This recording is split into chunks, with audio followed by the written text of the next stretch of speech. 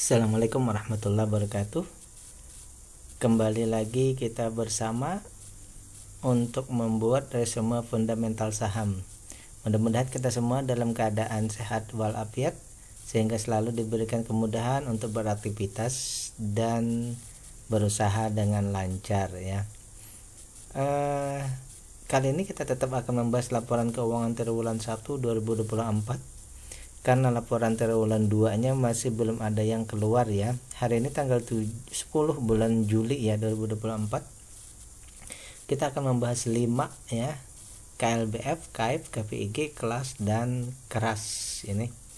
Ini huruf K semua ya. Sekali lagi bahwa analisa kita ini adalah bahan pemikiran tambahan atau untuk edukasi, bukan untuk perintah melakukan aksi beli atau jual.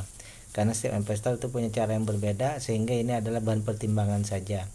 Analisa kita berdasarkan fundamental analysis, khususnya value investing ya, berdasarkan data-data yang ada dari laporan keuangan untuk kita jadikan dasar kita menentukan sebuah emiten atau saham ini saatnya kita berinvestasi atau masih perlu menunggu ya. Ada 5 yang kita bahas: KLBF, KAIF, KPIG, kelas dan keras ya. Baik, kita akan masuk ke pembahasannya. Apabila Anda merasa bahwa pembahasan kita ini bermanfaat, jangan lupa untuk klik like, subscribe dan share. Saya juga sudah meletakkan playlist di deskripsi, jadi silahkan klik di situ untuk mencari saham-saham yang sudah saya bahas sebelumnya. Siapa tahu mungkin Anda masih memerlukan data-data itu untuk analisa kita. Baik, kita akan bahas yang pertama ini KLBF atau Kalbe Farma ya. Kita ini sudah tahu ya secara umum bahwa perusahaan ini bergerak dalam pengembangan, pembuatan dan perdagangan farmasi ya, termasuk obat-obatan dan produk kesehatan konsumen. Baik, kita lihat dulu dari segi valuasinya. Perusahaan ini sudah dihargai 2 kali lebih mahal daripada nilai perusahaannya ya. Harga oleh investor ini 1.500, sedangkan nilai perusahaannya 400-an ya. Berarti sudah 2,2 kali lebih mahal daripada nilai perusahaannya. Kemudian dari segi valuasinya, bahwa perusahaan ini juga sudah dihargai 1,5 kali lebih mahal ya dari maksimal beli kita. Maksimal beli kita 610, harga sekarang sudah 1.500. Kita mau konfirmasi dengan dividen. Dari segi dividen ini 50% dibagikan ya, berarti ini sangat besar ya, sudah ya investor friendly ya bagi kita ini kalau 50% ya. Hanya saja bahwa dengan 50% ini ya, dengan 50% ini senilai Rp30 ya, namun di harga yang sudah tinggi akhirnya dividen yieldnya ini hanya sekitar 2%, sehingga dia masuk kriteria kecil ya. Sekarang kita lihat dari segi IPS, keuntungannya 61, nilai bukunya 470-an, berarti perusahaan ini untung 12%-an ya, hampir 13%. Berarti perusahaan ini secara umum seperti ini, berarti perusahaan ini memang harganya tinggi, kemudian valuasinya tinggi ini karena memang perusahaannya untung besar ya. Kalau di atas 10% saya anggap besar. Ini berarti valuasinya yang mahal memang karena perusahaannya untung ya. DPR-nya pun sudah besar, namun karena dihargai sudah tinggi ini akhirnya valuasinya menjadi mahal ya. Kemudian juga bahwa free cash flow-nya ini 13%, artinya kelebihan dana setelah operasi ini 13%, bagus sekali ya dari segi ketahanan berarti. Kemudian dari ketahanan lainnya, aset lancar dan hutang ini semuanya, aset lancarnya besar 4 kali lipat, sementara hutangnya kecil-kecil ya. Berarti perusahaan ini dari segi ketahanannya sangat oke. Berarti dapat kita asumsikan bahwa perusahaan ini bahwa perusahaan ini secara umum ya ketahanannya oke, perusahaannya untung besar ya, hanya dividennya kecil. Ini berarti ya kesimpulan kita bahwa kita untuk saat ini kita sudah terlambat masuk. Nah, bagi mereka yang sudah lama beli ini mungkin sudah sangat bagus ya. Coba misalnya kita di 500 misal, tentu saja mereka para holder yang lama ini tidak masalah lagi ya. Misalnya 500 tadi berapa ya, 6%-an ya. Oke, dari segi kepemilikan ini seluruh sahamnya bisa ditradingkan ya, seluruh sahamnya bisa ditradingkan karena emang semuanya ini bisa ditradingkan di bursa ya. Dan saham non marketnya ini 40%. Kalau menurut saya ini sudah berada di ambang awas ya. Oleh karena itu ya, kalau menurut saya pribadi dengan data yang seperti ini ya, investor tadi sudah menghargainya tinggi. Oleh karena itu saya melihat bahwa di sini yang pertama kali harus diperhatikan ini saja dulu ya, harga ya. Mungkin harganya kita menunggu agak lebih murah lagi ya. Kemudian non marketnya kalau bisa dikurangi, itu saja ya. Jadi yang kita perlu concern di sini bahwa investor sudah menghargainya tinggi saja di sini ya. Sementara kalau dari segi lainnya perusahaannya untung ya. Tapi kalau kita buat investasi di sini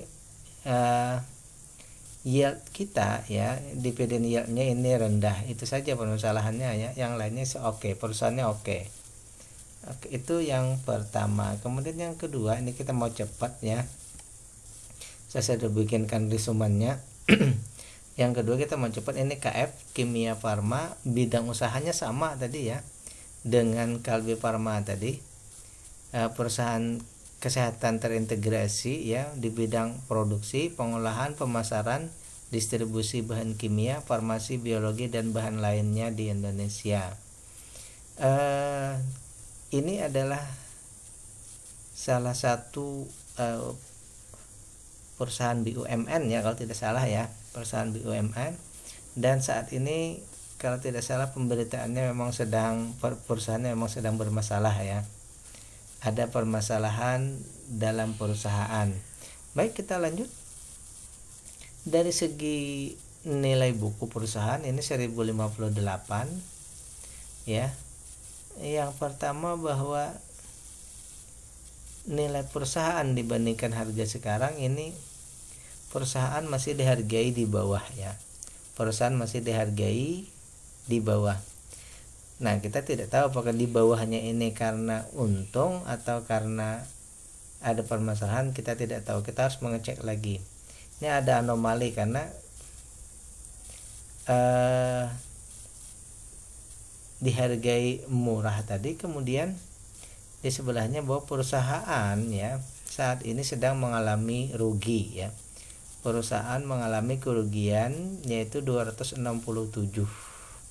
rupiah per lembar saham ya. Disetarakan dengan, kalau kita bandingkan dengan nilai bukunya, berarti perusahaan mengalami kerugian 25%. Jadi sampai IPS ya, sampai setahun terakhir ini perusahaan mengalami kerugian sekitar 25% kerugiannya ya. Jadi perusahaannya harganya dihargai murah dan valuasinya ini ya kita tidak bisa menghitung kalau valuasinya kalau dia minus ini ya. Jadi perusahaan sedang rugi. Oleh karena itu wajar saja mereka tidak membagikan dividen. Karena perusahaan merugi, di sini juga free cash flow-nya juga merugi ya. Ini meruginya di triwulan 1 sekitar 1 triliun ya. Kalau disetarakan setahun ini kerugiannya 5,67%. Kemudian itu tadi dari segi free cash flow-nya ya, artinya kekurangan dana untuk memutar lagi ini sekitar 5,6% atau ya tadi Ini sekitar 1 triliunan kurangnya, perlu dana lagi. Kemudian dari segi ketahanan perusahaan juga ini apa? Aset lancarnya ini kekurangan 37% ya untuk bayar hutang nih. Jadi aset lancarnya kalau misalnya diuangkan masih kekurangan lagi 37%. Sementara hutangnya ini mendekati dari modal, dan hutang tak berbunganya ini ya, hutang-hutang kepada vendor ini yang besar ya, hampir 2 kali lipat ya. Hampir 2 kali lipat. Jadi perusahaan ini berarti dari segi ketahanannya ini sangat riskan ya, karena hutangnya yang sangat besar ya. Kemudian perusahaan merugi dan hutang besar ya. Kemudian dari segi kepemilikan ini aman saja, tidak masalah ya, karena yang ditradingkan itu hanya 10% ya. Sehingga kalau menurut saya pribadi bahwa untuk perusahaan ini ya tentu saja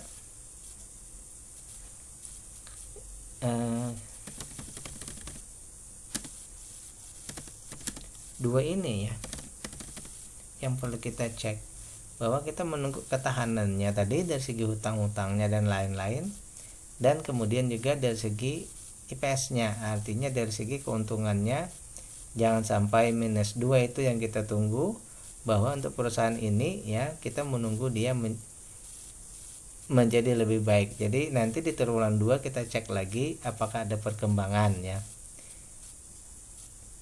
begitu ya. Tapi untuk sementara ya yang perlu kita selalu cek untuk perusahaan ini adalah dua ini, ketahanan dan IPS-nya ya. Lanjut kita akan membahas saham yang ketiga. Apabila Anda menemukan video ini dalam bentuk video pendek ya, silahkan klik di bagian paling bawah, tonton video atau link untuk mendapatkan video pembahasan lengkap ke-5 sahamnya. Baik, kita lanjutkan lagi yang ke-3 ya, ini ya, KPIG. KPIG ini atau MNC Land ini berarti salah satu dari kelompok miliknya Pak Haritanu ya. Ini salah satu kelompok konglomerasi Pak Haritanu. MNC Land ini bidang mereka ya, usahanya pengembangan dan pengelolaan properti komersial dan residensial ya, baik secara langsung atau tidak langsung ya. Mereka ini mencakup gedung perkantoran, apartemen kelas atas, hotel, resort, lapangan golf, dan villa ya. Jadi dengan merek MNC Land ya, atau kode tikernya KPIG ya. Baik, saya sudah membuatkan ringkasannya ya. Perusahaan ini dari harga dulu ya, dibandingkan dengan nilai bukunya dihargai sangat murah ya oleh investor. Harganya 91, sementara nilai bukunya ini 272, sehingga harganya ini masih di bawah. Ada rentang untuk mengejar book value-nya ini sekitar 200% ya. Ya, 200%. Nah, sekarang kita mau tahu harga yang seperti ini nih, apakah karena perusahaannya untung besar atau harganya turun ya. Setahu saya bahwa perusahaan ini ya harganya pernah turun sampai ke 50 ya. Sekarang kita cek dari segi keuntungan ya. Ternyata keuntungannya Rp1 per lembar saham, atau maksimal di sini Rp10 harga beli kita ya. Sehingga valuasinya di sini ya sudah hampir 8 kali lebih mahal daripada nilai bukunya ya. Maksimal beli kan 10. Harga sekarang sudah 91. Berarti valuasinya ini mahal. Kita bandingkan keuntungan dengan nilai perusahaan ini, keuntungannya hanya 0,38%. Jadi kalau sementara kesimpulan kita valuasinya murah ini ya, maksudnya valuasi dari segi book value-nya murah ini mungkin karena keuntungannya kecil sehingga investor itu menghargainya di bawah atau menjual sahamnya ya. Tapi sekarang dari 50 sekarang sudah naik ke 91. Kemudian kita bandingkan dengan dividen ya, kita cek dividennya dulu. Sampai 2016 mereka ada membagikan dividen, tetapi di akhir-akhir ini mereka tidak lagi membagikan dividen. Ya bukan mungkin ya, karena kita lihat dari segi keuntungan ini memang kecil, tidak bisa dibagikan dividen ya. Tentu saja sulit kalau dibagikan dividen karena hanya Rp1 tadi ya. Selanjutnya kita lihat dari segi tadi sudah dari dividen ya.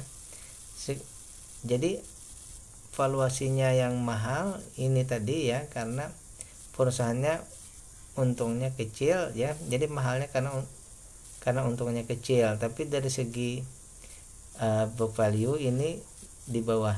Jadi mungkin nanti kita bisa membuat sebuah asumsi bahwa apabila tapi tidak selalu ya, apabila dari segi book value-nya rendah tetapi valuasinya mahal, kemungkinan besar itu keuntungannya kecil ya. Dividen tidak ada.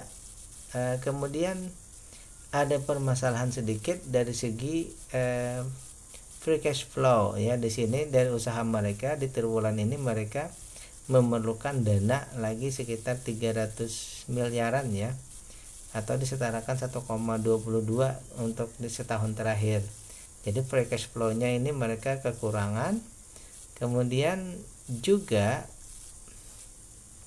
aset lancarnya ini kurang 6% juga ya.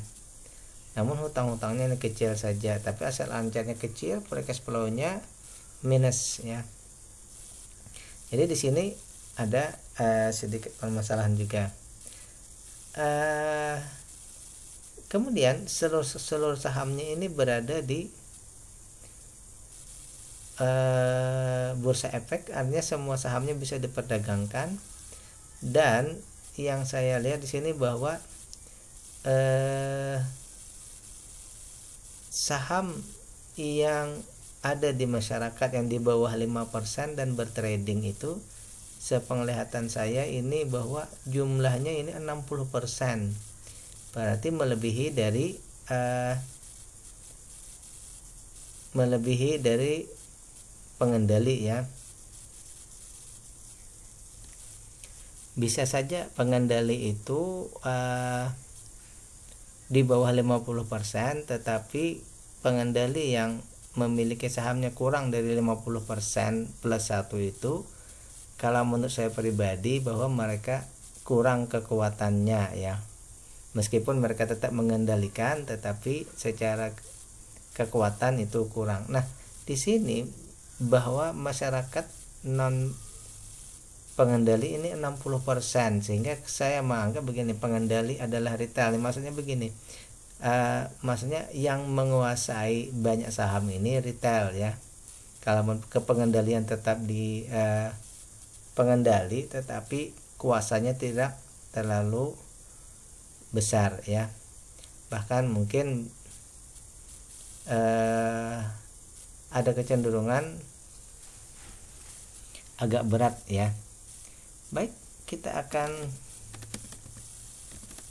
membuat kesimpulan kita, ini bukan atau juga hipotesa kita, bahwa di sini ada beberapa hal yang penting ya. Ada 3 kalau menurut saya pribadi ya, yang penting sekali untuk kita cermati. Bahwa yang pertama itu non warkatnya ini harus 1 ya, non warkat. Yang kedua free cash flow-nya, dan yang ketiga ini IPS. Maksudnya begini, kita harus menunggu melihat perkembangan berikutnya. Non warkatnya ini apakah ada perubahan, misalnya menjadi pengendali kembali melakukan aksi untuk menambah atau juga memperbaiki posisi mereka. Yang kedua juga bahwa free cash flow-nya harus diperbaiki, dan yang ketiga ini keuntungannya ya, keuntungan perusahaan harus meningkat. 3 itu dulu yang kita tunggu supaya kita bisa mengikuti lebih jauh tentang perusahaan ini ya. Baik, lanjut. Berikutnya ini kelas pelayaran Kurnia Lautan Semesta ya. Berarti ini usahanya di bidang angkutan laut ya. Dan mereka menyatakan bahwa angkutan laut dalam negeri untuk barang umum ya. Berarti ini pelayaran ya, pelayaran pengangkutan kargo dan barang dan lain-lain. Baik, kita akan lanjut pembahasannya. Yang pertama bahwa perusahaan ini untungnya 7,9 atau 8 rupiah ya. Kalau kita bandingkan dulu dengan nilai bukunya, berarti perusahaan ini untungnya sekitar 8%. Berarti kalau menurut saya masih kurang dari 10 sebenarnya ya, masih kurang dari 10% ya. Keuntungannya masih kurang dari 10%. Baik, sementara ya perusahaan ini dihargai sudah 38% di atas nilai bukunya. Nilai buku 98, harga sekarang 135 ya. Ini masih kita kategorikan wajar saja ya. Dan maksimal beli saham ini Rp79, sekarang 135, berarti harga sekarang sudah 71% lebih mahal. Jadi perusahaan ini dapat kita kategorikan valuasinya udah mahal ya. Namun perusahaan juga membagikan dividen, tetapi masih kecil porsinya ya. Sudah peduli dengan investor tapi porsinya masih kecil ya. Dan karena valuasinya mahal tadi berimbas pada dividen yieldnya yang juga masih kecil ya. Sudah bagi dividen tapi kecil. Kemudian dari semua ini bahwa dari segi ketahanan berikutnya ya, free cash flow-nya aman 14%, termasuk besar ya. Kemudian aset lancarnya besar, hutangnya ya sudah separuh tapi sudah masih dalam kategori aman ya. Kemudian juga bahwa perusahaan hanya menyerahkan kepada bursa untuk diperjualbelikan hanya sekitar 25%, dan itu pula yang ditradingkan. Berarti dari semua ini kesimpulannya bahwa perusahaannya oke, perusahaannya baik ya. Hanya mungkin bahwa di sini yang perlu kita cermati bahwa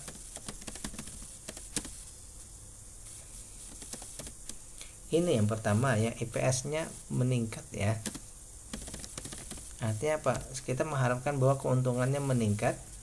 Dengan meningkatnya keuntungan, maka nanti berimbas pada persennya ya. Ini misal kita anggap misal ya 10 ya. Kalau misal di 20%, nah semuanya akan berubah ya.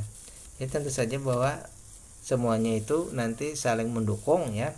Cuma ya porsi yang paling kita tunggu dulu di sini ya. Semuanya akan mengiring, cuma porsi yang kita tunggu bahwa IPS-nya membaik ya. Sehingga nanti valuasinya jadi lebih baik ya. Untuk masalah harga nanti itu mengiring saja, cuma yang jelas bahwa IPS-nya dulu yang membaik sehingga nanti menyesuaikan ya. Baik, kita lanjut yang terakhir, Krakatau Steel ya. Krakatau Steel atau keras ini adalah Persero juga ya, artinya ini BUMN juga ya. Mereka ini produsen baja ya, produsen baja. Produksinya pabrik besi spon, pabrik bilet baja, pabrik batang kawat, dan fasilitas infrastruktur tenaga listrik dan instalasi pengelolaan air. ada juga pelabuhan khusus Cigading ya, dan sistem telekomunikasi. Tapi yang utamanya mereka ini adalah baja ya, memproduksi baja ya. Nah, nilai perusahaan ini 401 ya, harga sekarang baru di 107. Berarti perusahaan ini ya masih dihargai murah ya, sekitar 73% lebih murah. Artinya ini kalau kita melihat dari sini ya, tentu saja kita menganggap bahwa nanti ada kemungkinan mereka bayarnya sampai 3 kali lipat kalau itu benar murahnya, karena murah bagus ya. Sekarang kita cek lagi dari segi keuntungannya. Ternyata perusahaan ini mengalami kerugian saat ini ya, sehingga valuasinya ini kita tidak bisa menyatakan murah, kita tidak bisa mengukur karena perusahaannya rugi, dan kerugiannya saat ini ya ini sekitar 28% ya.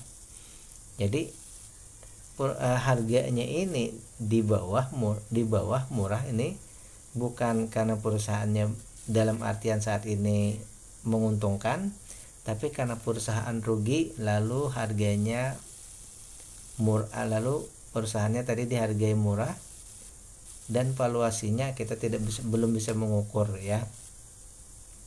Kemudian perusahaan karena rugi, perusahaan tentu saja tidak membagikan dividen. Namun sisi bagusnya bahwa perusahaan ini masih ada free cash flow ya, artinya dalam usaha mereka masih ada kelebihan dana ya, 6% hampir 7%. Tetapi mereka yang dari segi ketahanan lainnya ini permasalahannya adalah aset lancarnya ini kekurangan 70%, hutangnya hampir 3 kali lipat, hutang tak berbunganya hampir 5 kali lipat. Di sini permasalahannya ya. Kalau untuk kepemilikan ini aman karena BUMN ya, sehingga untuk perusahaan ini kita membuat asumsi, membuat hipotesa ya, membuat hipotesa bahwa perusahaan ini saat ini dari segi ketahanannya ini ada perlu perbaikan ya, perlu perbaikan dari segi hutang dan dari segi hutang yang utama ya, hutang dan aset lancarnya ini perlu peningkatan ya. Yang kedua tentu saja dari segi keuntungan ya, dalam artian bahwa mereka tidak untung atau rugi ya. Jadi concern kita terhadap perusahaan ini ada dua. Yang pertama tadi ketahanannya ini mesti diperbaiki, dan yang kedua tentu saja supaya tidak rugi ya, kita menunggu kita menunggu perusahaannya membaik ya untuk perusahaan ini ya. Baik, itu pembahasan kita, mudah-mudahan bermanfaat, bahwa perusahaan itu baik untuk diinvestasi perlu kita bahas, kemudian perusahaannya menunggu untuk diinvestasi juga perlu kita bahas, dalam artian bahwa ini adalah bahan edukasi kita untuk cara menentukan ya. Jadi bukan hanya membahas masalah mana yang bisa, mana yang tidak, tapi kenapa itu bisa dan kenapa itu tidak. Demikian pembahasan kita. Bila taufiq wal hidayah. Assalamualaikum warahmatullahi wabarakatuh.